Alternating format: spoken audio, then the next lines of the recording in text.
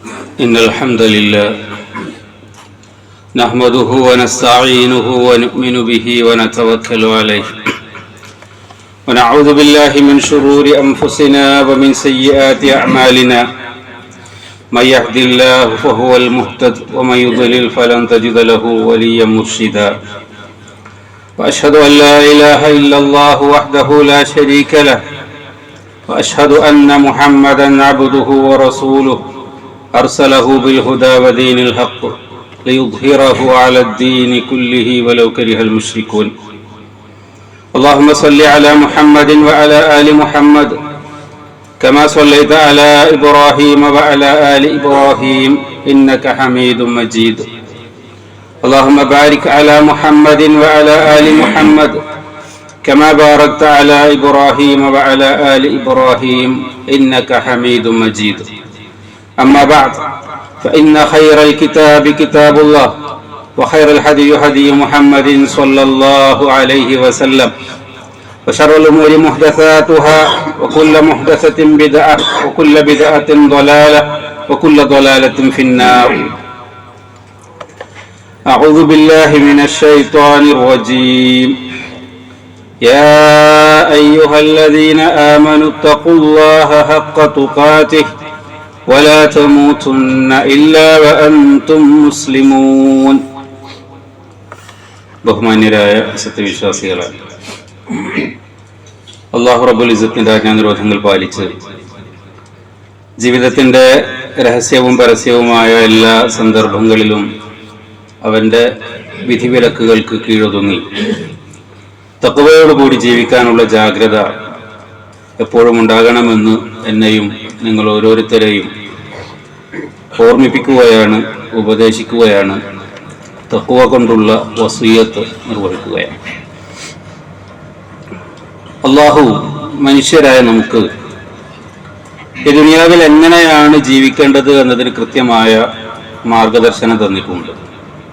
നമ്മുടെ ആദ്യ മാതാപിതാക്കളെ ഈ ഭൂമിയിലേക്ക് ജീവിക്കാൻ നിയോഗിക്കുമ്പോൾ അള്ളാഹു അവരോട് പറഞ്ഞത്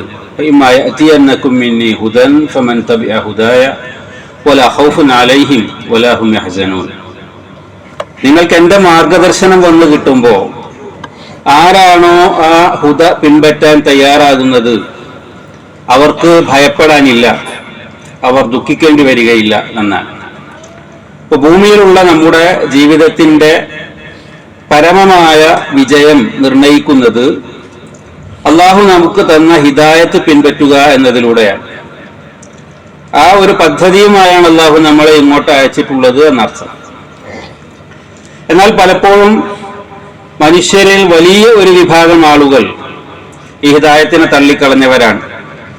അങ്ങനെയാണ് പ്രവാചകന്മാർ അടിക്കടി വന്ന് ഈ ഹിദായത്തിലേക്ക് അവരെ തിരിച്ചു വിളിച്ചുകൊണ്ടിരുന്നതും അത് അംഗീകരിക്കുന്ന ആളുകൾക്ക് അല്ലാഹു സുവാർത്ത അറിയിച്ചതും ആ തിരിച്ചു വിളിക്കലിനെ പോലും വളരെ ധിക്കാരപൂർവ്വം നിഷേധിച്ചു തള്ളുകയും പ്രവാചകന്മാരെ എതിർക്കുകയും ചെയ്ത ചില സമുദായങ്ങളെ അല്ലാഹു നശിപ്പിച്ചത്. അത് ഇന്നും ആവർത്തിച്ചുകൊണ്ടിരിക്കുകയാണ്. ഹുദയിലേക്കുള്ള സന്മാർഗത്തിലേക്കുള്ള തിരിച്ചു വിളിക്കലിനെ ഇഷ്ടപ്പെടാത്തവരാണ് മനുഷ്യരിൽ അധികവും. പ്രവാചകന്മാർക്ക് ശേഷം ആ ഉത്തരവാദിത്വം ഏൽപ്പിക്കപ്പെട്ടിട്ടുള്ളത് സത്യവിശ്വാസികളായ നമ്മൾ ഓരോരുത്തരുമാണ്. നമ്മളെ സംബന്ധിച്ചിടത്തോളം നന്മ പ്രചരിപ്പിക്കുക, തിന്മ വിലക്കുക എന്നത് നമ്മുടെ ഈമാനിന്റെ താല്പര്യങ്ങളിൽപ്പെട്ട ഒന്നാണ്. നമ്മുടെ ജീവിത വിജയത്തെ നിർണയിക്കുന്ന കാര്യമാണ്.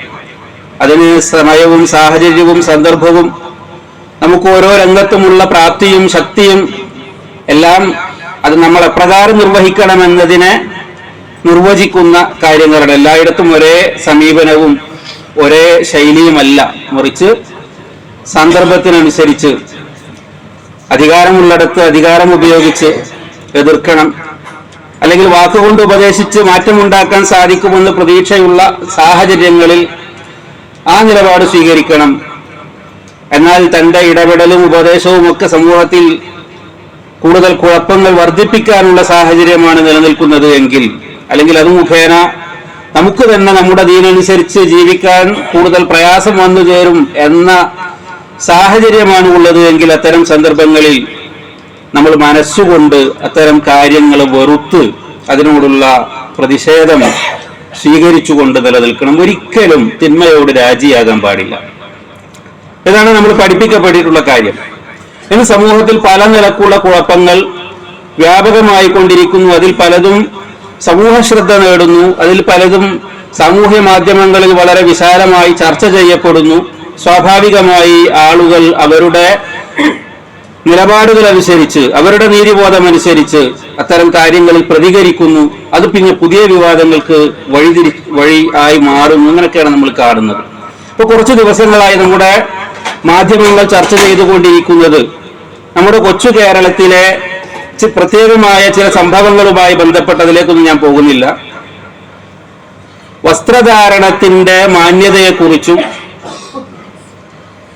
അമാന്യമായ ആഭാസകരമായ വസ്ത്രധാരണത്തെക്കുറിച്ച് സമൂഹം നൽകുന്ന പ്രതികരണത്തിന്റെ ശൈലിയെക്കുറിച്ചും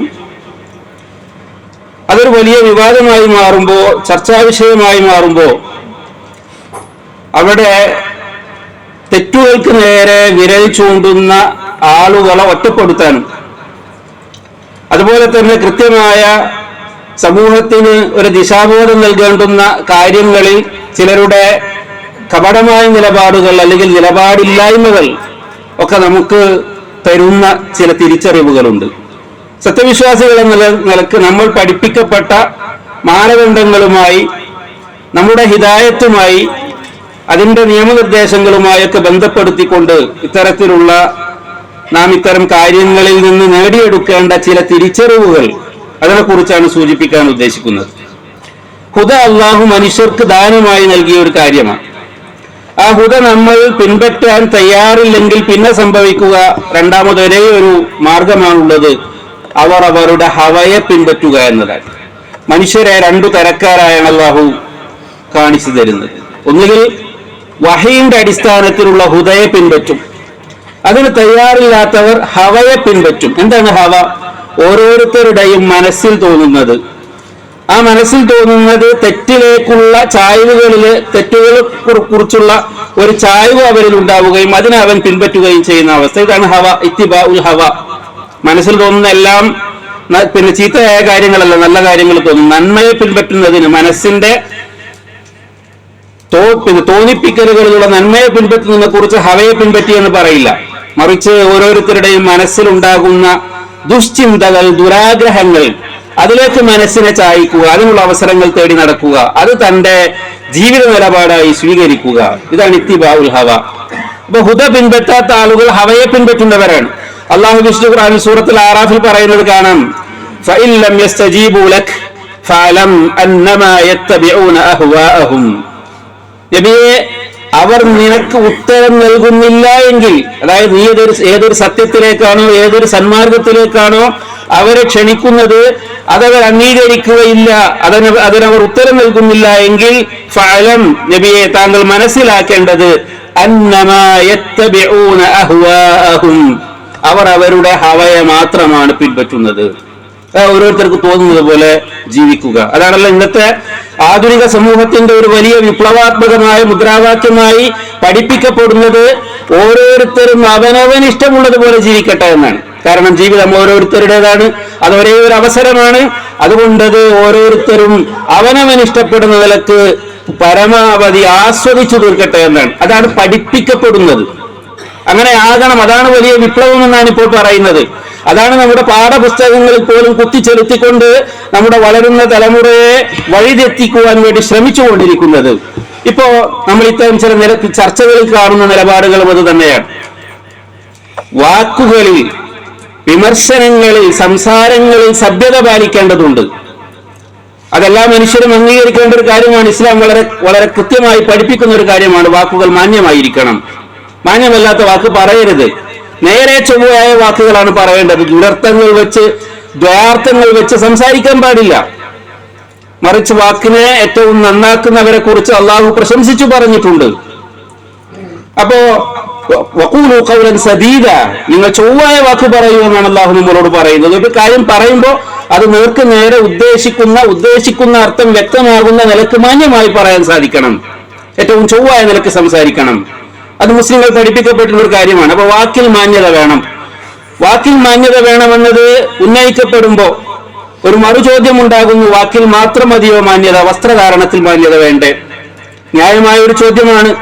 ഒരു സമൂഹത്തിൽ ജീവിക്കുമ്പോൾ എല്ലാത്തിനും അതിൻ്റെതായ ചില അതിർവരമ്പുകളുണ്ട്. അപ്പൊ വസ്ത്രധാരണത്തിലും മാന്യത പാലിക്കപ്പെടണം. അപ്പൊ ചർച്ചകൾ നയിക്കുന്ന ആളുകൾ ചോദിക്കുന്നത് അത് ഓരോരുത്തരുടെ സ്വാതന്ത്ര്യമല്ലേ? ഒരാൾ എങ്ങനെ വസ്ത്രം ധരിക്കണമെന്നത് അയാളല്ലേ തീരുമാനിക്കേണ്ടത്? അത് അയാളുടെ ഇഷ്ടമല്ല. അതിനെക്കുറിച്ച് മറ്റുള്ളവർ അങ്ങനെ അഭിപ്രായം പറയും. ഇന്നത്തെ നമ്മുടെ ആധുനിക ലോകക്രമം അനുസരിച്ച്, അവിടെയുള്ള നിയമ സംവിധാനങ്ങൾ അനുസരിച്ച് പറയുന്നത് ശരിയാണ് എന്ന് മാത്രമല്ല, ഒരാളുടെ വ്യക്തിപരമായ കാര്യങ്ങളെക്കുറിച്ച് മറ്റുള്ളവരെല്ലാവരും അഭിപ്രായം പറയേണ്ടുന്ന ആവശ്യവുമില്ല. പക്ഷേ അവിടെ വീണ്ടും ഒരു ചോദ്യം ഉയരുന്നു, അങ്ങനെയൊക്കെ ആണെങ്കിലും സഭ്യത എന്ന സമൂഹം പൊതുവെ അംഗീകരിക്കുന്ന ഒരു കാര്യമില്ലേ? അതെല്ലാവരും മാനിക്കേണ്ടതല്ലേ? അപ്പൊ ചർച്ചകൾ നയിക്കുന്ന ആളുകൾക്ക് എന്താണ് പറയാനുള്ളത്? അതാര് തീരുമാനിക്കും? വസ്ത്രധാരണത്തിന്റെ മാന്യത എന്ത് എന്ന്, സഭ്യത എന്ത് എന്ന്, അതിന്റെ അതിർവരമ്പുകൾ എവിടെയെന്ന് ആരാണ് തീരുമാനിക്കുക? ഇവിടെയാണ് പ്രശ്നം. ഇതാണ് നമുക്ക് തിരിച്ചറിവ് ഉണ്ടാകേണ്ടുന്ന ഒരു മേഖല. കാരണം ഹുദയെ പിന്തള്ളിക്കഴിഞ്ഞാൽ, സന്മാർഗം സ്വീകരിക്കാൻ വൈമനസ്യം പ്രകടിപ്പിച്ചു കഴിഞ്ഞാൽ, പിന്നെ ഓരോരുത്തരുടെ ഇഷ്ടം, ഓരോരുത്തരുടെ ഹവ പിൻപറ്റുമ്പോൾ ഉയർന്നു വരുന്ന സ്വാഭാവികമായ ഒരു ചോദ്യമാണ്, ആര് തീരുമാനിക്കും? ആരതിർവരമ്പുകൾ നിശ്ചയിക്കും? അവിടെ ഓരോരുത്തർക്കും അവരവരുടെ ഇഷ്ടമാണെങ്കിൽ, അവരവരുടെ അളവുകളാണെങ്കിൽ, അവരവരുടെ തോന്നലുകളാണെങ്കിൽ ആർക്കും ആരെയും നിയന്ത്രിക്കാൻ പറ്റില്ല. അപ്പോഴാണ് സമൂഹത്തിൽ അരാജകത്വം ഉണ്ടാവുക. ഇതൊരു വസ്ത്രധാരണത്തിന്റെ കാര്യത്തിൽ മാത്രമല്ലല്ലോ, മറ്റെല്ലാ കാര്യങ്ങളിലും ഈ ആധുനിക ലിബറലിസം സമൂഹത്തിന് നൽകുന്ന കാഴ്ചപ്പാടിലാണ്. അത് ഓരോരുത്തർ തീരുമാനിക്കട്ടെ എന്നാണ്. അപ്പൊ ഒരാളുടെ ജീവിതത്തിന്റെ ഏത് രംഗവും അതേത് വരെയാകാം എന്ന് തീരുമാനിക്കുന്നത് അയാൾ മാത്രമാണെങ്കിൽ, അതിൽ മറ്റു പുറത്തുനിന്നുള്ള ഒരു ഇടപെടലുകൾക്കും പ്രസക്തിയില്ലെങ്കിൽ, പിന്നെ പാകെ പറയുന്നത് നാട്ടിലെ നിയമം അനുസരിക്കണം എന്നാണ്. നാട്ടിലെ നിയമത്തെ എങ്ങനെയും വ്യാഖ്യാനിക്കാൻ സാധിക്കുന്ന ആ വ്യാഖ്യാന സാധ്യതകൾക്കുള്ളിൽ നിന്നുകൊണ്ട് എന്തുമാകാമെന്ന ഒരു നിലപാട് സ്വീകരിക്കുമ്പോൾ സമൂഹം അരാജകത്വത്തിലേക്ക് വഴുതി വീഴുകയാണ് ഉണ്ടാവുക. അപ്പൊ അവിടെയാണ് ഇസ്ലാം നമ്മെ പഠിപ്പിക്കുന്ന ഹുദയുടെ പ്രാധാന്യം, ഹവയെ പിൻപറ്റരുത് എന്ന കൽപ്പനയുടെ പ്രാധാന്യം നമ്മൾ മനസ്സിലാക്കേണ്ടത്. ഇവിടെ അള്ളാഹു പറഞ്ഞത് ഹുദക്കവർ ഉത്തരം നൽകുന്നില്ലെങ്കിൽ, ഹുദയിലേക്കുള്ള ക്ഷണത്തിന് അവർ ഉത്തരം നൽകുന്നില്ലെങ്കിൽ പിന്നെ സംഭവിക്കുക അവർ ഹവയെ പിൻപറ്റുക എന്നതാണ്. അവർ ഹവയെ മാത്രമാണ് പിൻപറ്റുന്നത് എന്ന് അള്ളാഹു പറയുന്നു. എന്നിട്ടോ അള്ളാഹുവിൽ നിന്നുള്ള ഹുദയെ ഒഴിവാക്കിക്കൊണ്ട് ഹവയെ പിൻപറ്റിയവനേക്കാൾ വഴികെട്ടവനായി ആരുണ്ട് എന്ന് അള്ളാഹു ചോദിക്കുന്നു. ഏതൊരു കാര്യത്തിലായാലും ഇനി നമ്മൾ നമ്മുടെ ജീവിതത്തിലേക്ക് മടങ്ങുക. സമൂഹത്തിലെ ചർച്ചകളും വിവാദങ്ങളും മാറ്റിവെച്ചുകൊണ്ട് ഈ ഒരു നിലപാടിനെ നമ്മുടെ ജീവിതത്തിലേക്ക് കൊണ്ടുവരുമ്പോൾ നമ്മൾ എവിടെ നിൽക്കുന്നു എന്ന് പരിശോധിക്കുക. നമ്മുടെ ജീവിതത്തിന്റെ ഓരോ രംഗത്തും അള്ളാഹു പഠിപ്പിച്ച നിയമമുണ്ട്. അതനുസരിക്കുന്നതിലാണോ? അതങ്ങനെയൊക്കെ ആണെങ്കിലും ഇപ്പൊ കാലം ഇങ്ങനെയല്ലേ, സാഹചര്യം ഇങ്ങനെയല്ലേ, ഇതല്ലേ സൗകര്യം, ഇതല്ലേ കുറച്ചുകൂടി മെച്ചം, ഇതല്ലേ കുറച്ചുകൂടി എന്റെ സൗന്ദര്യത്തിന്, എന്റെ സൗകര്യത്തിന്, എന്റെ സാമ്പത്തിക ഇടപാടുകൾക്ക് അനുയോജ്യം എന്നിങ്ങനെ നമ്മുടേതായ ന്യായങ്ങൾ പറഞ്ഞുകൊണ്ട് അള്ളാഹുവിന്റെ ദീനിൽ പഠിപ്പിക്കപ്പെട്ട കാര്യങ്ങളെ മാറ്റിവെച്ച് മറ്റൊന്ന് നമ്മൾ സ്വീകരിക്കുന്നുണ്ടെങ്കിൽ നമ്മൾ ഹവയെ പിൻപറ്റുന്നവരാണ്. അങ്ങനെ ഹവയെ പിൻപറ്റിയാൽ അവർക്ക് ഒരുപാട് അപകടങ്ങൾ വരാനുണ്ട്. ഒന്ന്, ഹിദായത്ത് അവർക്ക് നഷ്ടപ്പെടും. മറ്റൊന്ന്, മുൻകഴിഞ്ഞ് നശിപ്പിക്കപ്പെട്ട സമൂഹങ്ങളെ കുറിച്ചൊക്കെ പറയുമ്പോൾ അവർ ഹവയെ പിൻപറ്റിയെന്ന് അള്ളാഹു പ്രത്യേകമായി എടുത്തു പറയുന്നതായി കാണാൻ സാധിക്കും. അതുകൊണ്ട് നമ്മൾ ഇതിൽ നിന്ന് കിട്ടുന്ന തിരിച്ചറിവ് നമ്മുടെ ജീവിതത്തിലേക്ക് ചേർത്ത് വെക്കുക. എന്നിട്ട് ഹുദയെ പിൻപറ്റുവാനും ഹവയെ തിരസ്കരിക്കുവാനുമുള്ള ഒരു തീരുമാനത്തിലെത്തുക. അങ്ങനെ നമ്മുടെ മുന്നോട്ടുള്ള ജീവിതം ആ നിലക്ക് ഹുദയുടെ വെളിച്ചത്തിൽ നന്നാക്കി എടുക്കുവാൻ നമ്മൾ പരിശ്രമിക്കുക. അള്ളാഹു അനുഗ്രഹിക്കുമാറാകട്ടെ.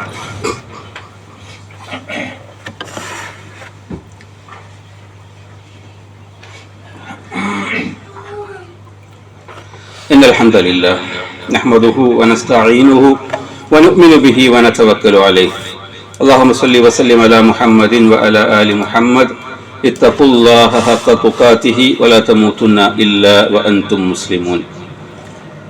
ബഹുമാന്യരായ സത്യവിശ്വാസികളെ, വിശ്വാസിനികളെ, അള്ളാഹു റബ്ബുൽ ഇസ്സത്തിന്റെ ആജ്ഞാനിരോധങ്ങൾ പാലിച്ച് സൂക്ഷ്മതയോടുകൂടി ജാഗ്രതയോടുകൂടി ജീവിക്കണമെന്ന് എന്നെയും നിങ്ങളെയും ഒരിക്കൽ കൂടി ഓർമ്മപ്പെടുത്തുന്നു. ഇപ്പൊ വിവാദത്തിലുള്ള വിഷയം വസ്ത്രധാരണത്തിലെ ആഭാസകരമായ നിലപാടുകൾ, അതിനോടുള്ള ആളുകളുടെ പ്രതികരണങ്ങൾ, ഇവിടെയൊക്കെ എന്താണ് ഒരു മുസ്ലിമിന് സ്വീകരിക്കാനുള്ള നിലപാട്? അതിലേക്ക് വളരെ കൃത്യമായി മാർഗദർശനം നൽകുന്ന സൂറത്ത് നൂറിലെ ചില ആയത്തുകളാണ് നമ്മുടെ ശ്രദ്ധയിൽപ്പെടുന്നത്. അള്ളാഹു പറയുകയാണ്, ഖുൽ നബിയെ പറയുക, ലിൽ മുഅ്മിനീന സത്യവിശ്വാസികളോട്, യഗുദ്ദൂ മിൻ അബ്സാരിഹിം അവർ അവരുടെ കണ്ണുകളെ താഴ്ത്തട്ടെ. അങ്ങനെ അവര് കണ്ണുകൾ താഴ്ത്തണമെന്ന് സത്യവിശ്വാസികളോട് നബിയെ കൽപ്പിക്കുക. വയഹ്ഫദു ഫുറൂജഹും അവർ അവരുടെ മുഖ്യ അവയവങ്ങളെ കാത്തു സൂക്ഷിക്കുകയും ചെയ്യട്ടെ. തിന്മകളിൽ ഇടപെടുന്നതിൽ നിന്ന്, പ്രവേശിക്കുന്നതിൽ നിന്ന് അവരുടെ മുഖ്യാവയവങ്ങളെ അവർ സംരക്ഷിച്ചു കൊള്ളട്ടെ. ദാലിക അസ്കാ ലഹും കാരണം അതാണ് അവർക്ക് ഏറ്റവും സംസ്കൃതമായിട്ടുള്ളത്. അവരുടെ സംസ്കാരം നിലനിർത്തുന്ന നിലപാടിന്, ഏറ്റവും വിശുദ്ധി നിലനിർത്തുന്ന നിലപാടിന് അനുയോജ്യമായിട്ടുള്ളത് അതാണ്. ഇന്നല്ലാഹ ഖബീറുൻ ബിമാ യസ്നഊൻ നിശ്ചയമായും അല്ലാഹു അവർ പ്രവർത്തിച്ചു കൊണ്ടിരിക്കുന്നതിനെ കുറിച്ചൊക്കെ സൂക്ഷ്മമായി അറിയുന്നുണ്ട്. ഈ കാര്യം സത്യവിശ്വാസികളെ ഓർമ്മപ്പെടുത്തണം എന്ന് അള്ളാഹു നബിയോട് പറയും. അപ്പൊ നമ്മളെ സംബന്ധിച്ചിടത്തോളം ഇത്തരത്തിലുള്ള അനുവദിക്കപ്പെടാത്ത, അള്ളാഹു ഹറാമാക്കിയ കാഴ്ചകളിൽ നിന്ന് നമ്മുടെ കണ്ണുകളെ നിയന്ത്രിക്കുക എന്നതാണ് ഒന്നാമത് ചെയ്യാനുള്ളത്. നോക്കാൻ പാടില്ലാത്തയിടത്തേക്ക് നോക്കരുത്. സമൂഹത്തിൽ പലതും നടക്കുന്നുണ്ട്. അതിന്ന് ഒരുപക്ഷെ സാർവത്രികമാണ്, സാധാരണമാണ്. അതുകൊണ്ട് നമ്മൾ അതിന്റെ കാഴ്ചക്കാരായി നിന്ന് അഭിപ്രായം പറയുകയല്ല വേണ്ടത്, മറിച്ച് നമ്മൾ നമ്മുടെ കണ്ണുകളെ നിയന്ത്രിക്കുക. അത് ഇന്നത്തെ കാലത്ത് വളരെ ഗൗരവത്തിൽ നമ്മൾ എടുക്കേണ്ട ഒരു കാര്യമാണ്. മുമ്പൊക്കെ അത്തരം കാഴ്ചകൾ തെരഞ്ഞു പോകണമായിരുന്നുവെങ്കിൽ ഇന്ന് അത്തരം കാഴ്ചകൾ നമ്മുടെ വിരൽത്തുമ്പിൽ, നമ്മുടെ ഫോണുകളിൽ നമ്മളെ മാടി വിളിച്ചുകൊണ്ടിരിക്കുന്നുണ്ട്. അത്തരം അവസരങ്ങൾ ഉപയോഗപ്പെടുത്തിക്കൊണ്ട് അവനവന്റെ ശരീര പ്രദർശനത്തിലൂടെ പണമുണ്ടാക്കുന്ന, അങ്ങനെ സമൂഹത്തെ വഴിതെറ്റിക്കാൻ ശ്രമിച്ചുകൊണ്ടിരിക്കുന്ന വ്യക്തികളും ലോബികളും ഒക്കെ പ്രവർത്തിച്ചുകൊണ്ട് വലിയ വ്യവസായമാണത്. അപ്പൊ നമ്മൾ എന്ത് ചെയ്യണം? നമ്മൾ നമ്മുടെ കണ്ണുകളെ നിയന്ത്രിക്കണം. കാണാൻ പാടില്ലാത്തത് കാണരുത്, നോക്കരുത്. യാദൃച്ഛികമായ ഒരു കാഴ്ച അത് അനുവദിക്കപ്പെട്ടതാണ്, അതിൽ കുറ്റമില്ല. രണ്ടാമത് നോക്കുന്നുവെങ്കിൽ അത് കുറ്റകരമാണ്. അപ്പൊ അതിനു വേണ്ടി തന്നെ നമ്മൾ പരിശ്രമിക്കുകയും അത്തരം കാര്യങ്ങൾ തെരഞ്ഞു പോവുകയുമാണെങ്കിൽ അത് വളരെ കുറ്റകരമായ, ഗൗരവമുള്ള കാര്യമാണ് നമ്മൾ മനസ്സിലാക്കണം. അതിനോട് ചേർന്ന് അല്ലാഹു എന്തിനാണ് മുഖ്യാവയവങ്ങൾ കാത്തു സൂക്ഷിക്കണം എന്ന് പറഞ്ഞത്? കാരണം ഈ ശഹ്വത്തിന്റെ ഒന്നാമത്തെ കവാടം കണ്ണാണ്. ലൈംഗികമായ കുറ്റകൃത്യങ്ങളിലേക്ക് മനുഷ്യനെ നയിക്കുന്ന, പുരുഷന്മാരെ നയിക്കുന്ന ഒന്നാമത്തെ കാരണം കാഴ്ചയാണ്. കാഴ്ചയിലൂടെയാണ് അവന് ആകർഷണം ഉണ്ടാകുന്നത്, ആഗ്രഹങ്ങൾ ജനിക്കുന്നത്, അത് ദുരാഗ്രഹമായി മാറുന്നത്, അതിനുള്ള അവസരങ്ങൾ അവൻ തേടുന്നത്, അവസാനം തെറ്റിൽ അവൻ പോയി പതിക്കുന്നത്. അതുകൊണ്ട് കാഴ്ചയെ നിയന്ത്രിക്കണം, അതോടൊപ്പം മുഖ്യാവയവങ്ങളെ സംരക്ഷിക്കുകയും വേണം എന്ന് അള്ളാഹു സത്യവിശ്വാസികളോട് കൽപ്പിച്ചു. എന്നിട്ട് അവിടെ അവസാനിപ്പിച്ചിട്ടില്ല. അള്ളാഹു പറഞ്ഞു, വഖുൽ ലിൽ മുഅ്മിനാത്ത് സത്യവിശ്വാസിനികളോടും സ്ത്രീകളോടും പറയണം. അള്ളാഹുവിന്റെ നബിയോട് കൽപ്പിക്കുകയാണ്, യഗ്ദൂദുന മിൻ അബ്സാരിഹിന്ന അവരും കണ്ണു താഴ്ത്തട്ടെ, അവരും കണ്ണു താഴ്ത്തട്ടെ. അവരും എല്ലാ കാഴ്ചകളിലേക്കും കണ്ണു തുറക്കേണ്ടവരല്ല. മനുഷ്യന്റെ ശാരീരികമായ പ്രത്യേകതയാണ്, അള്ളാഹു മനുഷ്യനെ സൃഷ്ടിച്ചതിലുള്ള വ്യത്യാസമാണ്. പുരുഷന് കാഴ്ച ലൈംഗികമായ ഉത്തേജനം ഉണ്ടാക്കും, സ്ത്രീക്ക് അങ്ങനെയല്ല. സ്ത്രീക്ക് സ്പർശനത്തിലൂടെയാണ് അത്തരം ഉത്തേജനങ്ങൾ ഉണ്ടാവുക. പുരുഷന്റെ അത്ര തന്നെ കാഴ്ച അവരെ സ്വാധീനിക്കുകയില്ല. എന്നാൽ പോലും അത്തരം തെറ്റായ കാഴ്ചകൾ ഉണ്ടാകാൻ പാടില്ല. കാഴ്ചകളിലേക്ക് കണ്ണു തുറന്നു വെക്കാൻ പാടില്ല. അവരും കണ്ണുകളെ നിയന്ത്രിക്കണം. അവരിലും ഒരുപക്ഷെ പിശാചം ഉണ്ടാക്കും, ആഗ്രഹങ്ങൾ ഉണ്ടാക്കും. അപ്പൊ അത്തരം അവസരങ്ങൾ ഒഴിവാക്കണമെന്ന് അവരോടും പറയണം. അവരും കണ്ണുകളെ നിയന്ത്രിക്കട്ടെ. വയഹ്ഫദ്ന ഫുറൂജഹുന്ന അവരും അവരുടെ ഗുഹ്യാവയവങ്ങളെ കാത്തു സൂക്ഷിക്കട്ടെ, ചാരിത്രം അവർ സംരക്ഷിച്ചു കൊള്ളട്ടെ. വലാ യുബ്ദീന സീനതഹുന്ന സ്ത്രീകളോട് പറഞ്ഞപ്പോൾ ഒരു കാര്യം അധികരിപ്പിച്ച് അല്ലാഹു പറയുന്നു, അവർ അവരുടെ ഭംഗി മറച്ചു വെക്കട്ടെ, അവരുടെ സൗന്ദര്യം അവർ മറച്ചു വെക്കണമെന്ന് അവരോട് കൽപ്പിക്കുക. ഇല്ലാ മാ വഹറ മിൻഹ അതിൽ നിന്ന് സ്വയം വെളിപ്പെട്ടതൊഴികെ. ആ സ്വയം വെളിപ്പെട്ടത് എത്രയാണ് എന്നതിനെ കുറിച്ച് അഭിപ്രായ വ്യത്യാസങ്ങളുണ്ട്. അതിലേറ്റവും പ്രബലമായ അഭിപ്രായം മുഖവും മുൻകൈയും ഒഴികെ എന്നതാണ്. അതും മറക്കണമെന്ന് അഭിപ്രായപ്പെടുന്ന ആളുകളുണ്ട്. അതിനവർക്ക് അവരുടേതായ ചില തെളിവുകൾ അതിനനുസരിച്ച് അവർ മനസ്സിലാക്കിയിട്ടുണ്ട്. ഏതായിരുന്നാലും മുഖവും മുൻകൈയും അല്ലാത്ത ശരീരഭാഗങ്ങൾ മുസ്ലിം സ്ത്രീകൾ മറക്കണമെന്ന കാര്യത്തിൽ യാതൊരു അഭിപ്രായ വ്യത്യാസവുമില്ല. സൗന്ദര്യത്തെ അവർ മറച്ചു വെക്കണം. മറച്ചു വെക്കുക എന്ന് പറഞ്ഞാൽ അതിന് മുകളിൽ തുണി എങ്ങനെയെങ്കിലും ഉണ്ടാവണമെന്നല്ല, മറിച്ച് ശരീരത്തിന്റെ സൗന്ദര്യവും അതിന്റെ ആകൃതിയും ആകാരവടിവുകളും ഒക്കെ മറയുന്ന രീതിയിലുള്ള അയഞ്ഞ വസ്ത്രം ധരിക്കണം. വസ്ത്രം ധരിച്ചിട്ട് വസ്ത്രം ധരിക്കാത്തവരെ പോലെ ഒരു വിഭാഗം വരാനുണ്ട്. അത് റസൂലുള്ളാഹി സ്വല്ലല്ലാഹു അലൈഹി വസല്ലം താക്കീത് ചെയ്ത അവസ്ഥ ഇന്ന് തുടർന്നുകൊണ്ടിരിക്കുന്നുണ്ട്. അത്തരം വസ്ത്രധാരണത്തെ കുറിച്ചല്ല, മറിച്ച് അവർ അവരുടെ ശരീരം ഏറ്റവും മാന്യമായ നിലക്ക് മറക്കണം. വേറൊരു ഹദീസിൽ കാണാൻ, വേറെ ആയത്തിൽ കാണാൻ സാധിക്കും. അതെന്തിനാ? അവർ ഉപദ്രവിക്കപ്പെടാതിരിക്കാൻ, അവർ തിരിച്ചറിയപ്പെടാൻ, അവർ സദ്വൃത്തകളാണ്, അള്ളാഹുവെ ഭയപ്പെടുന്ന സ്ത്രീകളാണ്, അവർ തങ്ങളുടെ ദുഷ്ടലക്ഷ്യങ്ങൾക്ക് വശംവദരാകുന്നവരല്ല എന്ന് തിരിച്ചറിയാനും അവർ ഉപദ്രവിക്കപ്പെടാതിരിക്കാനും വേണ്ടി അവർ തങ്ങളുടെ ശരീരം മറയുന്ന നിലക്കുള്ള നല്ല വസ്ത്രം ധരിക്കണം എന്ന് അള്ളാഹു കൽപ്പിച്ചു. ഇവിടെ പറഞ്ഞു അവർ തങ്ങളുടെ സൗന്ദര്യം തുറന്നു കാണിക്കാൻ പാടില്ല, ഇല്ലാമാതിൽ സ്വയം വെളിപ്പെട്ടതൊഴികെ. എന്ന് മാത്രമല്ല, അവർ അവരുടെ മുഖമക്കനകൾ മാറിലേക്ക് താഴ്ത്തിയിട്ട് കൊള്ളട്ടെ. ഇതിപ്പോ പുരുഷന്മാര് മാത്രമല്ല ഈ സദസ്സിൽ ഞാൻ കുറച്ച് വിശദീകരിച്ച് തന്നെ പറയുന്നത്. നമ്മുടെ വീട്ടിലൊക്കെ സ്ത്രീകളുണ്ട്, നമ്മുടെ ഭാര്യമാരുണ്ട്, പെൺമക്കളുണ്ട്, സഹോദരിമാരുണ്ട്, നമ്മുടെ നിയന്ത്രണത്തിലുള്ള ആളുകളുണ്ട്. അവരെ പഠിപ്പിക്കാൻ വേണ്ടി കൂടിയാണ്. ഇന്ന് ഇസ്ലാമിക വസ്ത്രധാരണമാണ് എന്ന പേരിൽ ജീൻസും ടോപ്പും ഇട്ട് ഒരു സ്കാർഫ് ചുറ്റി നടക്കുന്ന കുട്ടികളെ നമുക്ക് കാണാൻ സാധിക്കും. അവർ വിചാരിക്കുന്നത് അവർക്ക് എത്രയോ വിവരമുള്ളൂ, അവർ വിചാരിക്കുന്നത് ഇത്രയുമായാൽ ഇസ്ലാമിക വേഷമായി എന്നാണ്. അങ്ങനെയല്ല എന്നവരെ പഠിപ്പിക്കേണ്ടത് അവരുടെ രക്ഷിതാക്കളായ, അവരുടെ കാര്യത്തിൽ ഉത്തരവാദിത്തമുള്ള പുരുഷന്മാരായ നമ്മളാണ്. അതുകൊണ്ട് അള്ളാഹുവിന്റെ ദീനിൽ എന്താണ് അവരോട് കൽപ്പിക്കപ്പെട്ടത് എന്ന് അവർക്ക് പഠിപ്പിച്ചു കൊടുക്കണം. അതിനനുസരിച്ച് വസ്ത്രങ്ങൾ നമ്മൾ അവർക്ക് വാങ്ങിക്കൊടുക്കണം. കുട്ടികൾ അവരുടെ ചുറ്റുപാടും കാണുന്ന കാര്യങ്ങൾക്കനുസരിച്ച് പല ഇഷ്ടങ്ങളും പറയും. അതിനനുസരിച്ച് നിന്നു കൊടുക്കലല്ല, ആ ഇഷ്ടങ്ങളെക്കാൾ അപ്പുറം റബ്ബിന്റെ ഇഷ്ടമാണ് എന്നവരെ പഠിപ്പിക്കലാണ്. അതിനനുസരിച്ച് അവർക്ക് സൗകര്യങ്ങൾ ചെയ്തു കൊടുക്കലാണ് നമ്മൾ വേണ്ടത്. അപ്പോ ഇവിടെ പറഞ്ഞ് മുഖമക്കല മാറിലേക്ക് താഴ്ത്തിയിടണം. ആ ശരീരത്തിന്റെ സ്ത്രീസഹജമായ പ്രത്യേകതകൾ പുറത്തു കാണാൻ പാടില്ല. ആ നിലക്ക് വസ്ത്രം ധരിക്കണം എന്ന് സത്യവിശ്വാസികളായ സ്ത്രീകളോട് പറയാൻ അള്ളാഹുവിന്റെ റസൂലിനോട് അള്ളാഹു കൽപ്പിക്കുകയാണ്. പിന്നെ ആരുടെ മുന്നിലൊക്കെ സൗന്ദര്യം വെളിപ്പെടുത്താൻ പറ്റുമെന്ന് അതിൽ കൃത്യമായി അവർക്ക് വിവാഹബന്ധം, നിഷിദ്ധമായ ബന്ധങ്ങളെ കുറിച്ച് പറയുന്നു. അതെല്ലാം കഴിഞ്ഞിട്ട് ആയത്തിന്റെ അവസാനത്തിൽ തന്നെ പറയുന്നത് കാണാൻ സാധിക്കും.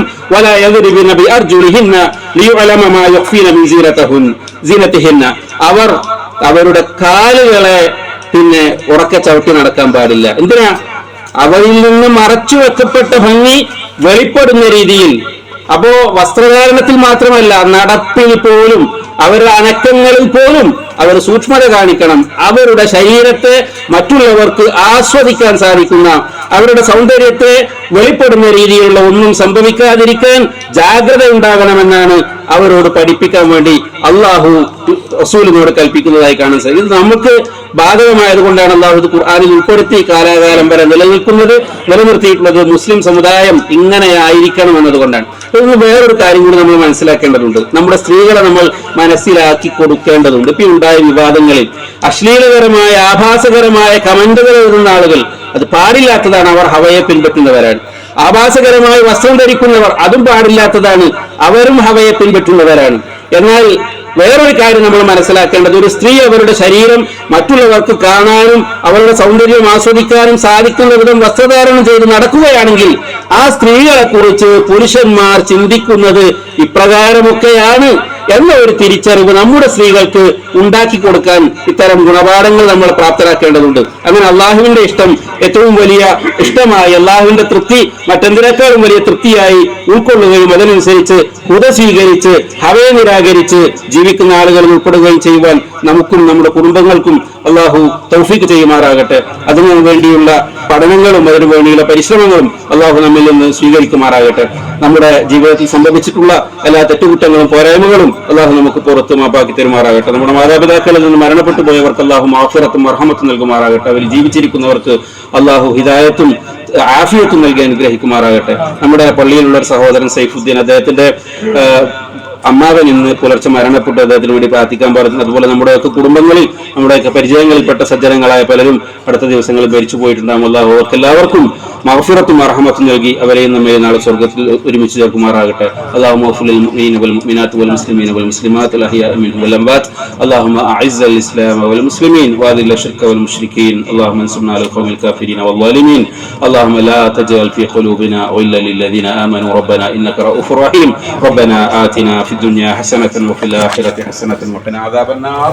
اللهم اجعلنا من النار. اللهم اجعلنا من